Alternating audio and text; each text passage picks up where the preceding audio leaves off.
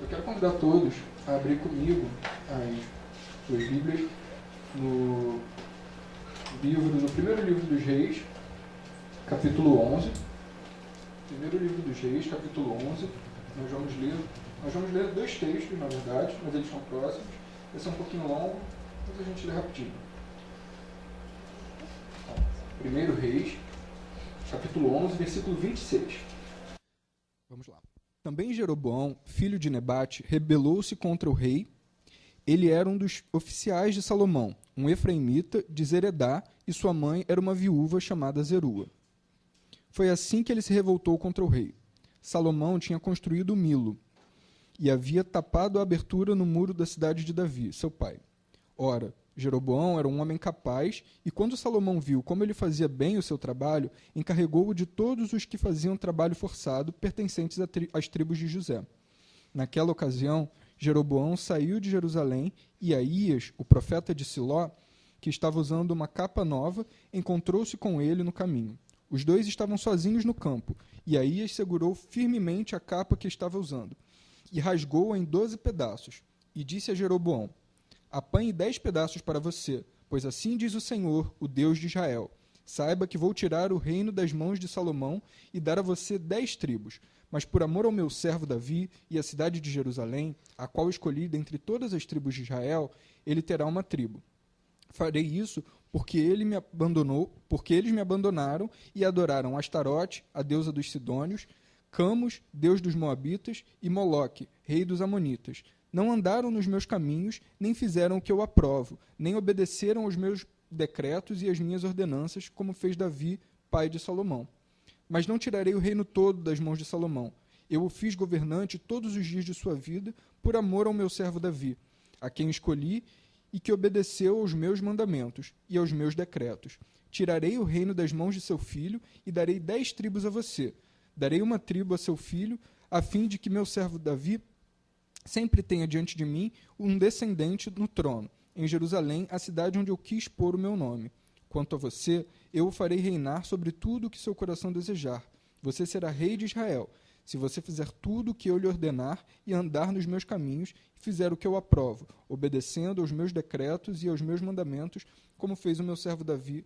Estarei com você. Edificarei para você uma dinastia tão permanente quanto a que edifiquei para Davi, e darei Israel a você.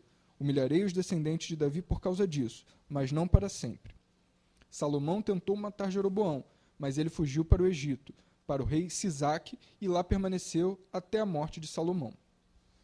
Agora eu peço que vocês passem uma página só, e nós vamos ler no capítulo 12, o versículo 16 em diante, que diz assim: Quando todo Israel viu que o rei se recusava a ouvi-los, respondeu ao rei: Que temos em comum com Davi? Que temos em comum com o filho de Jessé? Para as suas tendas, ó Israel, cuide da sua própria casa, ó Davi. E assim, os israelitas foram para as suas casas. Quanto, porém, aos israelitas que moravam nas cidades de Judá, Roboão continuou como rei deles. O rei Roboão enviou Adonirão, chefe do trabalho forçado, mas todo Israel o apedrejou até a morte. O rei, contudo, conseguiu subir em sua carruagem e fugir para Jerusalém. Dessa forma, Israel se rebelou contra a dinastia de Davi e assim permanece até hoje. Quando todos os israelitas souberam que Jeroboão tinha voltado, mandaram chamá-lo para a reunião da comunidade e fizeram um rei sobre todo Israel. Somente a tribo de Judá permaneceu leal à dinastia de Davi. Quando Roboão, filho de Salomão, chegou em Jerusalém, convocou 180.000 homens de combate das tribos de Judá e de Benjamim para guerrearem contra Israel e recuperarem o reino. Entretanto, veio esta palavra de Deus a Semaías, homem de Deus. Diga a Roboão, filho de Salomão, rei de Judá, às tribos de Judá e Benjamim e ao restante do povo: Assim diz o Senhor: não saiam à guerra contra os seus irmãos. Voltem para casa todos vocês, pois fui eu que fiz isso. E eles obedeceram à palavra do Senhor e voltaram para as suas casas, conforme o Senhor tinha ordenado. Jeroboão fortificou Siquém nos montes de Efraim, onde passou a morar. Depois saiu e fortificou Peniel. Jeroboão pensou: o reino agora provavelmente voltará para a dinastia de Davi. Se este povo subir a Jerusalém para oferecer sacrifícios no templo do Senhor novamente, dedicarão sua lealdade ao senhor deles, Roboão, rei de Judá. Eles vão me matar e vão voltar para o rei Roboão. Depois de aconselhar-se, o rei fez 2 bezerros de ouro e disse ao povo: Vocês já subiram muito a Jerusalém. Aqui estão os seus deuses, ó Israel, que tiraram vocês do Egito. Mandou pôr um bezerro em Betel e outro em Dan. E isso veio a ser um pecado, pois o povo ia até Dan para adorar aquele bezerro. Jeroboão construiu altares idólatras e designou sacerdotes dentre o povo, apesar de não serem levitas. Instituiu uma festa no 15º dia do 8º mês, semelhante à festa realizada em Judá, e ofereceu sacrifícios no altar. Ele fez isso em Betel, onde sacrificou os bezerros que haviam feito. Também estabeleceu lá sacerdotes nos seus altares idólatras. No 15º dia do 8º mês, data em que ele mesmo escolheu, ofereceu sacrifícios no altar que havia construído. Assim ele instituiu a festa para os israelitas e foi ao altar para queimar o incenso. Queria fazer mais uma oração. Senhor nosso Deus, nos colocamos diante de Ti esta palavra, Senhor, colocamos diante de Ti também as nossas vidas. Ó Senhor, que Tu possas, Senhor, me capacitar, Senhor, para que eu possa trazer uma mensagem e, Senhor, trabalhar, Senhor, nos corações e nos ouvidos de todos aqueles que ouvirão, Senhor. Ó meu Deus, que os nossos ouvidos estejam atentos e o nosso coração, Senhor, esteja disponível para ouvir a Tua voz e para sermos transformados, Senhor. É o que nós clamamos, Senhor, a Ti, no Teu nome. Amém. Eu queria fazer com vocês uma introdução histórica do que estava acontecendo naquele momento e de como as coisas chegaram naquele ponto. A gente começou a ler no período do rei Salomão. Salomão havia sido filho de Davi e, diferente de Davi, Salomão viveu um reinado muito tranquilo. Enquanto Davi ele sofreu ataques de quase todos os povos que viviam em volta de Israel, sofreu ataques dos seus chefes, dos seus líderes militares, sofreu ataque até mesmo do seu filho, que tentou fazer uma conspiração para tomar o reino. Salomão, por outro lado, viveu uma vida muito tranquila. Foi durante o reinado de Salomão que o templo foi construído, foi durante o reinado... O próprio Salomão era um homem muito sábio, muito inteligente, e ele escreveu trechos de alguns livros da Bíblia. E, enfim, a gente pode dizer que ele talvez tenha sido uma das pessoas mais abençoadas que a gente encontra na Bíblia. E ele desfrutou dessas riquezas e dessas bênçãos em quase todas as áreas da sua vida. Mas a vida de Salomão é marcada também muito pelo seu final. Devido às suas riquezas, Salomão tinha para si muitas mulheres. Ele se casou com várias mulheres. E várias mulheres desses povos que viviam em torno de Israel. E já no fim da sua vida, ele permitiu que os deuses que essas mulheres adoravam fossem criados altares ao longo de Jerusalém para aqueles deuses. Deuses amonitas, deuses egípcios, deuses amorreus. E a vida de Salomão ficou muito marcada por isso, porque apesar de todas as bênçãos, de toda a sabedoria, de todo o conhecimento que ele tinha, ele permitiu que ao fim de sua vida ele fosse corrompido.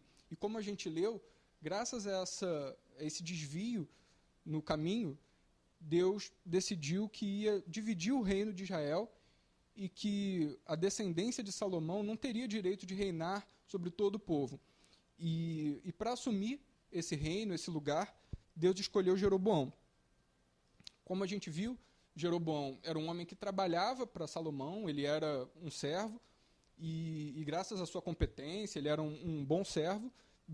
Salomão colocou Jeroboão como responsável pelos trabalhos forçados. O que eram esses trabalhos forçados? A gente sabe que o povo tinha que pagar tributos ao rei, e uma parte desses tributos era feito por meio de trabalho. Então, durante uma parte do ano, durante um período, pessoas de todo o reino de Israel eram forçadas a vir e trabalhar nos projetos do rei. Poderia ser para a construção do templo, para a construção dessas obras aqui que a gente leu, da construção dos muros da cidade de Davi e tudo mais. E Salomão colocou Jeroboão como responsável por essas pessoas que vinham fazer esses trabalhos. E durante esse período, Salomão foi marcado como um rei que era duro com as pessoas que faziam esses trabalhos forçados. Ele impunha tributos pesados, o trabalho era muito pesado, e Jeroboão, enquanto estava fazendo ali, enquanto estava cuidando desse negócio, ele ouvia e acabou se tornando um líder daquelas pessoas que faziam os trabalhos forçados. E durante esse período foi que o profeta Aías, recebeu a palavra de Deus e foi falar lá com Jeroboão. E falou: olha, Jeroboão, Deus escolheu você para ser rei sobre Israel. Ele vai repartir o reino, e eram 12 tribos de Israel, e 10 tribos vão ficar com você. Você vai ser o rei sobre eles, porque Salomão pecou diante de mim. Salomão escolheu outros deuses e construiu esses altares idólatras em Israel, e por causa disso eu vou fazer de você rei. E eu não sei, assim, a Bíblia não é tão detalhada a respeito de qual foi a reação de Jeroboão naquele momento, mas a gente sabe que de alguma maneira Salomão ficou sabendo. E quando ele ficou sabendo de que algo assim estava acontecendo, ele tentou matar Jeroboão e Jeroboão fugiu. O tempo passou, Salomão faleceu e o seu filho, Roboão, os nomes são parecidos, o filho Roboão assumiu o reino. E quando ele assumiu o reino, esse texto, essa parte a gente pulou para não ficar uma leitura muito extensa, o povo foi a Roboão e pediu a Roboão: o seu pai foi muito duro conosco, então você precisa ser um pouco mais tranquilo, esses tributos precisam ser mais leves, os trabalhos precisam ser menores. Mas Roboão escolheu não aliviar o povo e, na verdade, escolheu ser mais pesado ainda. E foi isso que ele falou para o povo. E quando o povo ouviu aquilo, foi o que a gente leu. Eles disseram: que temos nós em comum com Davi? E decidiram que não serviriam mais aquele rei. E quando eles souberam que Jeroboão tinha voltado do Egito, onde ele tinha se escondido, fugindo de Salomão, o povo escolheu, então, Jeroboão para ser rei. E aí, o que aconteceu? Jeroboão viu toda a promessa de Deus se cumprindo na vida dele. E a gente vê que foi muito detalhadamente. Não foi um cumprimento, apertando aqui, apertando ali. O cumprimento foi muito específico. Deus tinha dito que o reino seria partido em 10, e que 10 tribos ficariam sob o comando de Jeroboão. E foi exatamente isso que aconteceu. Mas então, o que foi que Jeroboão fez? Será que ele começou a viver para Deus? Ele destruiu os altares idólatras que tinham sido construídos e restaurou o culto a Deus? Não, não foi nada disso. Apesar de ter visto a promessa de Deus se cumprindo, o que Jeroboão fez foi: eu vou construir altares diferentes. E por que ele fez isso? Naquela época, o povo, não existiam comunidades como a nossa aqui, que a gente tem uma igreja e as pessoas vão à igreja sempre. Como é que o povo de Israel, naquele momento, adorava a Deus? Eles estavam todos espalhados pelo território de Israel e o templo estava somente em Jerusalém. E aí existiam algumas festas, eram 3 festas que existiam, que tinham sido estabelecidas por Deus, lá no Pentateuco, lá por Moisés. E naquelas 3 festas, que eram a festa da Páscoa, a festa de Pentecostes e a festa das Cabanas, todo o povo era convidado a ir a Jerusalém, apresentar os seus sacrifícios e adorar a Deus naqueles dias de festas. E qual foi o pensamento, o medo, a preocupação de Jeroboão naqueles dias? Que se as pessoas se dissem descer a Jerusalém para adorar a Deus, eles iam acabar se aproximando de novo de Roboão e iam deixar de servi-lo como rei, e ele acabaria perdendo o seu reinado. Essa foi a preocupação de Jeroboão. E o que ele fez para resolver isso? Eu vou criar altares aqui, no território das 10 tribos, no Reino do Norte. E foi o que ele fez, o que nós lemos aqui no capítulo 12. Ele construiu 2 altares, ele instituiu sacerdotes que não tinham sido aqueles que Deus tinha estabelecido. Deus tinha estabelecido a tribo de Levi para entregar os sacerdotes a Deus. Mas Jeroboão escolheu outras pessoas para que fossem sacerdotes, e Jeroboão construiu esses altares. Ele construiu também esses bezerros de ouro e ainda falou para o povo: esse é o Deus que tirou vocês do Egito. Vocês podem adorar, vocês já foram muito para Jerusalém e agora é o momento de vocês adorarem aqui. E uma coisa que eu também acho interessante é porque às vezes, e eu já me fiz essa pergunta, por que tinham tanto essa mania de construir bezerro? Arão construiu o bezerro lá quando o povo tinha saído. E por que eles construíam esses bezerros? Os povos cananeus, eles tinham a tradição de representar os seus deuses, Baal, por exemplo, como uma figura, a imagem lá de Baal, e Baal estava sempre montado em cima de um touro, ou de um novilho, ou de um bezerro, e esse bezerro ele representava a força e a fertilidade daquele Deus. E aí, quando eles iam representar o Deus de Israel, a gente sabe que o Deus de Israel tinha determinado que não era para que fossem feitas imagens. Então, o que eles faziam? Eles faziam o bezerro e por cima não tinha ninguém montado, porque quem estava montado era Deus e Deus não tinha essa imagem. E a essa medida, o que Jeroboão foi fazendo? Ele foi trazendo para dentro do culto do Reino do Norte esses elementos da vida dos cananeus, desses povos que viviam em volta do povo de Israel. E o que aconteceu? Por essa conveniência política, por não crer que Deus seria capaz de manter o reinado, ele tentou com as próprias mãos, com os próprios esforços, fazer o que ele achava que era necessário para manter aquele reinado. E o que eu acho que a gente pode aprender desse relato, dessa história de Jeroboão para as nossas vidas? Eu entendo que, em primeiro lugar, o primeiro ponto que a gente tem que se dedicar e refletir foi sobre a soberba de Salomão.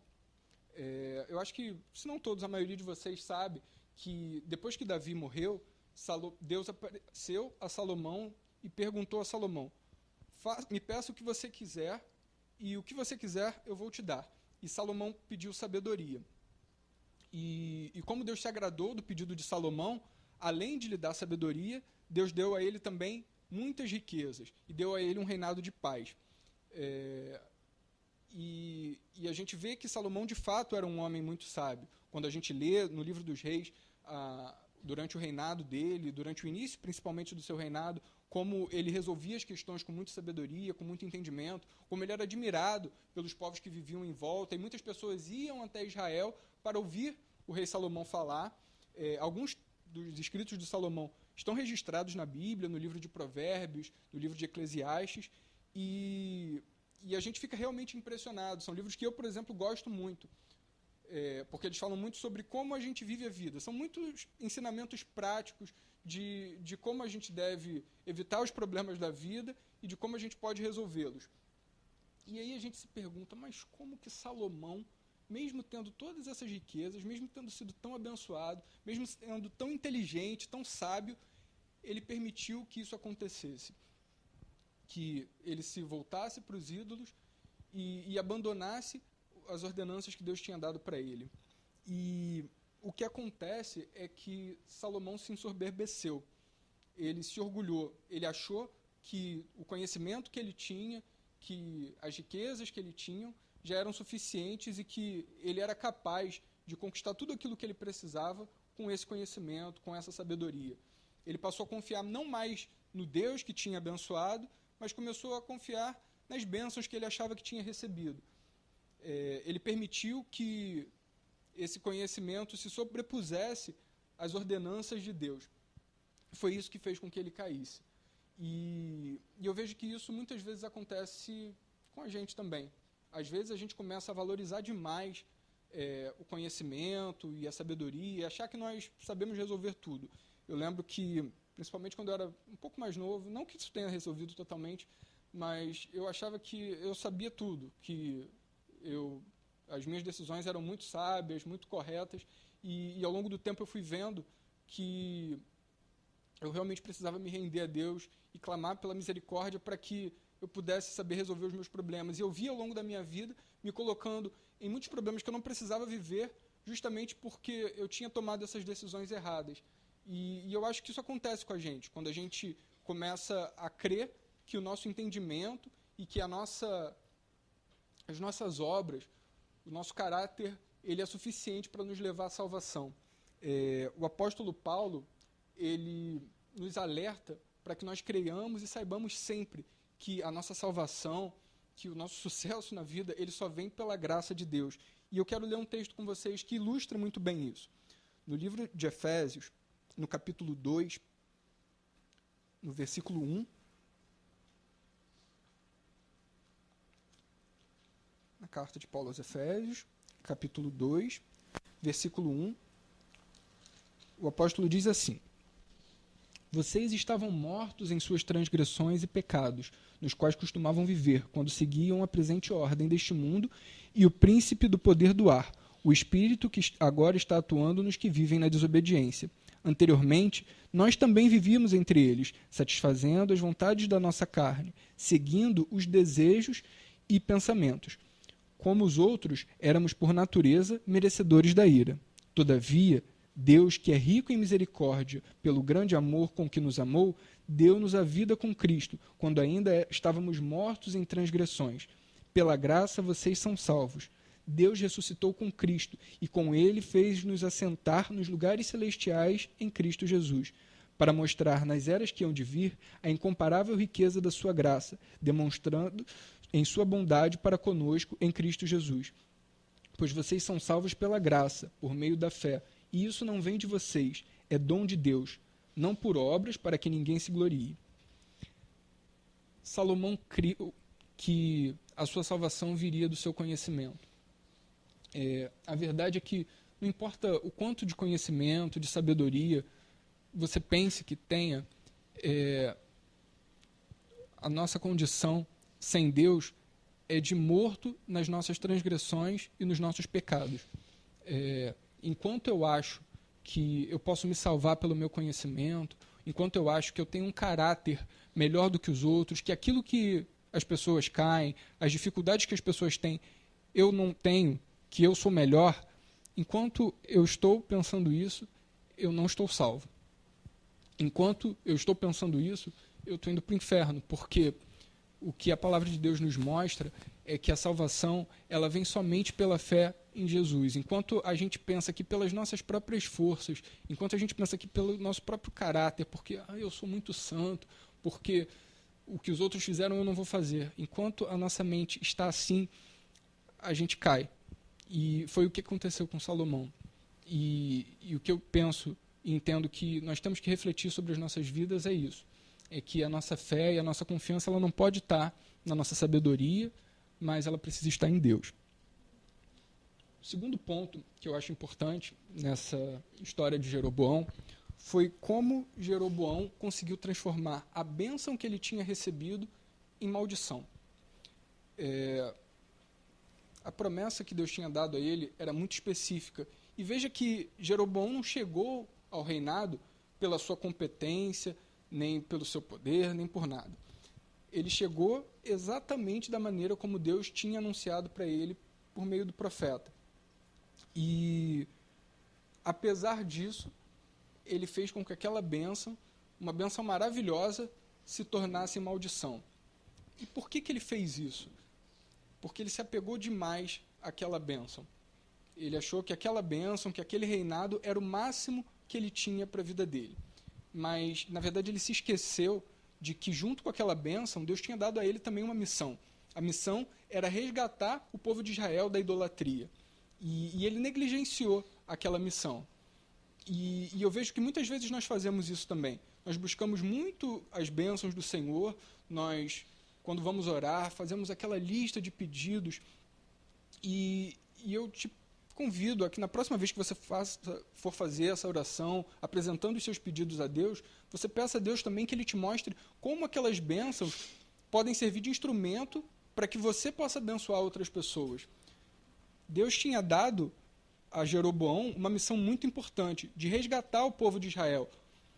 Quando a gente lê o Antigo Testamento, a gente vê como o povo de Israel era um povo que, em vários momentos, ele caía.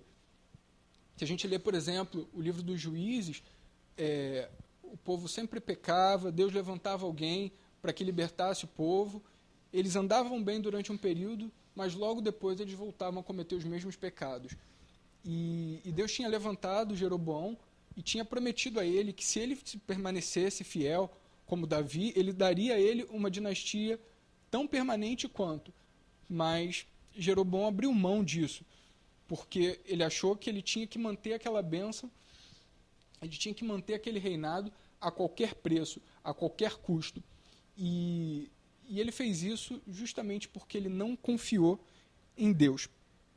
É um dos textos mais famosos e que a gente sempre repete, sabe de cor, quando Jesus fala: buscar em primeiro lugar o reino de Deus e a sua justiça, e todas as outras coisas serão acrescentadas.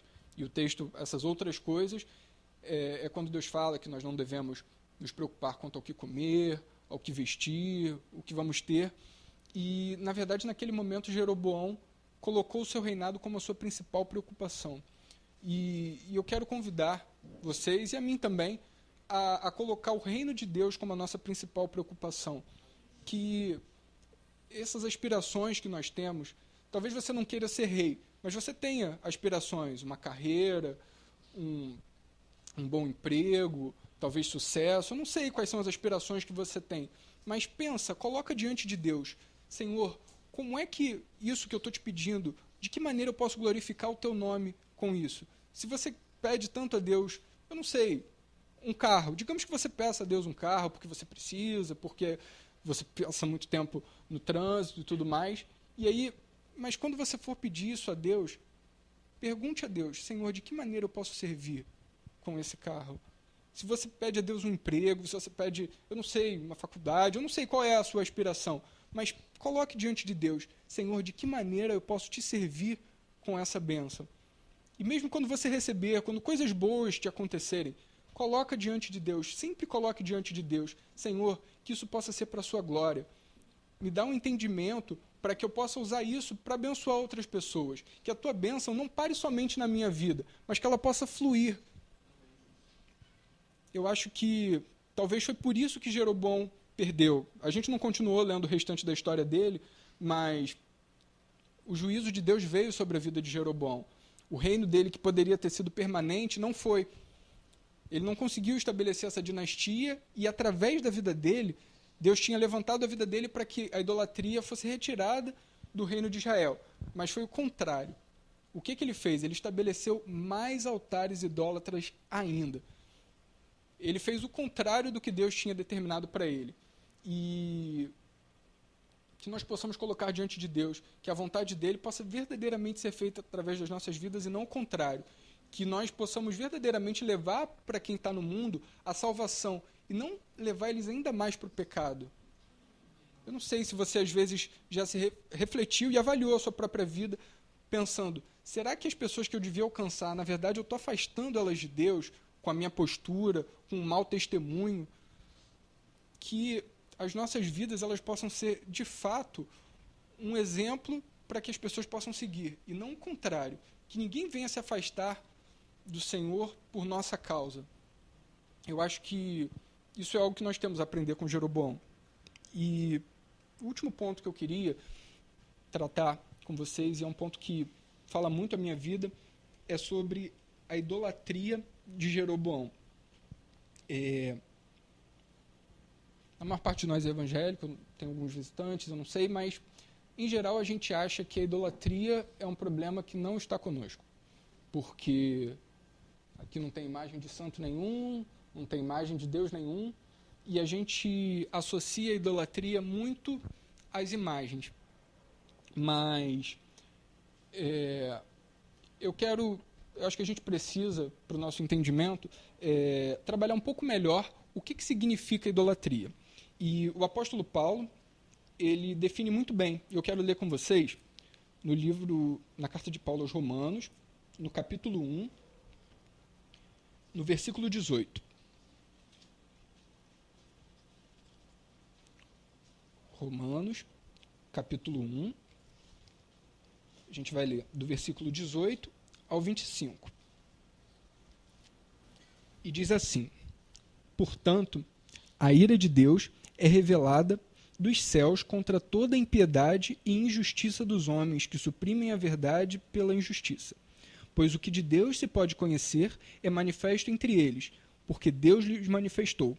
Pois desde a criação do mundo, os atributos invisíveis de Deus, seu eterno poder e sua natureza divina têm sido vistos claramente, sendo compreendidos por meio das coisas criadas, de forma que tais homens são indesculpáveis, porque, tendo conhecido a Deus, não o glorificaram como Deus, nem lhe renderam graças, mas os seus pensamentos tornaram-se fúteis e o coração insensato deles obscureceu-se. Dizendo-se sábios, tornaram-se loucos e trocaram a glória do Deus imortal por imagens feitas segundo a semelhança do homem mortal, bem como de pássaros, quadrúpedes e répteis. Por isso, Deus os entregou à impureza sexual segundo os desejos pecaminosos do seu coração, para a degradação do seu corpo entre si. Trocaram a verdade de Deus pela mentira. Adoraram e serviram a coisas e seres criados em lugar do Criador, que é bendito para sempre. Vamos ler de novo esse último versículo. Trocaram a verdade de Deus pela mentira, e adoraram e serviram a coisas e seres criados em lugar do Criador, que é bendito para sempre. Amém. Paulo define a idolatria como trocar a verdade pela mentira e servir as coisas e seres criados em lugar do Criador. Como a gente viu sobre a história do bezerro, eles, inicialmente, você vê que ele falou, esses são os deuses que tiraram vocês do Egito. Mas ele não disse, esse é Baal, adore a Moloque, adore a Astarote. Mas ele estabeleceu um culto a Deus de uma maneira totalmente diferente da que Deus tinha estabelecido para o povo de Israel. E isso já era idolatria. A idolatria não é só quando você começa a adorar um outro Deus, quando você escolhe um outro Deus para você, mas quando você torce, quando você muda o caráter de Deus, quando você cria o seu Jesus particular, um Deus que não tem nada a ver com o Deus bíblico, isso se torna idolatria também. E muitas vezes nós fazemos isso. Nós tentamos ver a Deus como algo que ele não é. Eu vejo, é muito comum, principalmente as pessoas falarem de Jesus como se Jesus fosse uma espécie de guru espiritual, desses que aparecem por aí de vez em quando, vindos do Oriente, e Jesus não é isso. A mensagem de Cristo ela é muito impactante para nós. O Senhor Jesus disse que quem não amasse a Ele mais do que a sua própria família não era digno dele. E quando eu crio para mim um Deus que eu posso amar um pouquinho, que eu posso ter outras prioridades antes dele, eu estou sendo idólatra. Quando nós... É uma palavra um pouco difícil, mas quando nós criamos outras prioridades antes de Deus, nós estamos criando ídolos para nós. Por exemplo, quando eu vejo isso, é uma coisa que tem sido um pouco mais comum nos nossos dias, e quando eu creio, por exemplo, que uma determinada ideologia política, um determinado pensamento, uma filosofia, não sei, quando eu começo a achar que é isso que vai trazer redenção, é isso que vai resolver todos os problemas da minha vida, quando uma pessoa que pensa diferente dessa minha ideologia, seja ela qual for, isso já é suficiente para me afastar de um irmão meu, é porque essa ideologia se tornou para mim um ídolo. É porque eu estou colocando essa ideologia, esse pensamento, essa filosofia como mais importante do que Deus. Porque Deus diz que eu tenho que ter comunhão com o meu irmão, mas eu abro mão dessa comunhão porque ele pensa diferente de mim. Então, quem é mais importante para você? É o seu Deus ou é o pensamento que esse mundo tem colocado para você? Quando eu, por exemplo, eu coloco o sexo como a coisa mais importante para a minha vida, quando eu abro mão da minha comunhão com Deus, da minha vida de santidade, para satisfazer a esses desejos, é porque o sexo se tornou um Deus para mim. É porque eu estou deixando de servir a Deus, eu estou trocando o Deus, estou trocando a verdade pela mentira, pelo prazer. Quando eu gasto o meu tempo mais com os entretenimentos que o mundo tem para oferecer, e hoje a gente tem entretenimento de todo tipo. Eu não sei, quando eu era mais novo, a gente só tinha uma televisão na minha casa, a televisão a gente só tinha, 4 ou 5 canais, era a Globo, a Band, a Manchete, o SBT, e hoje as opções são imensas. E quando eu dedico mais o meu tempo, eu dedico o melhor da minha vida, o momento que eu tenho mais atenção, o momento que eu estou mais descansado, e eu dedico isso a esses entretenimentos, sejam eles quais forem, é porque esse entretenimento, esse prazer, ele está se tornando um Deus para mim. E isso é algo que a gente não pode fazer. A gente não pode trocar a verdade pela mentira. A gente não pode deixar de servir a Deus para servir essas coisas que foram criadas. E veja que nem tudo disso é pecado. Não é pecado você ler um livro, você assistir um filme, você, sei lá, torcer para o seu time, mas quando você deixa de servir a Deus, quando isso já é suficiente, a sua dedicação, o seu amor por aquilo é suficiente para te afastar de Deus, aquilo está se tornando um ídolo. Quando eu tenho um relacionamento, quando eu tenho um amigo e eu permito que esse amigo ele me afaste de Deus, quando eu tenho um namorado, uma namorada, e eu permito que esse relacionamento ele me afaste de Deus, esse relacionamento está se tornando um ídolo para mim. Eu não sou melhor do que Jeroboão se eu faço essas coisas. Eu sou tão idólatra quanto ele, se a minha vida ela é dedicada ao sexo e não a Deus. Se a minha vida é dedicada a uma ideologia e não a Deus. Eu sou tão idólatra quanto qualquer um desses, sei lá, esses indianos que tem aqueles montes de deuses com elefante, rato e seja lá o que for. E às vezes a gente acha que é melhor. A gente acha que porque a gente tem aqui, que eu vou à igreja toda semana, porque eu estou aqui, na verdade o que a gente tem é mais responsabilidade. O que a gente tem é mais juízo de Deus sobre nós, porque nós temos o conhecimento da verdade e muitas vezes nós abrimos mão e nos tornamos idólatras. Passamos a servir a criação e não o Criador. E o que eu não quero estender muito mais, é lembrar que nada nas nossas vidas pode estar acima de Deus. Nem mesmo as bênçãos que Deus nos dá. Deus deu uma bênção maravilhosa para Jeroboão. Fez Jeroboão rei. Pensa, Jeroboão, ele era um desses que fazia trabalhos forçados. Ele estava trabalhando, e aí Salomão viu que ele era bom, e aí colocou ele com uma posição um pouquinho mais importante, e Deus foi lá e tornou ele rei. E Jeroboão permitiu que aquela bênção se tornasse uma maldição.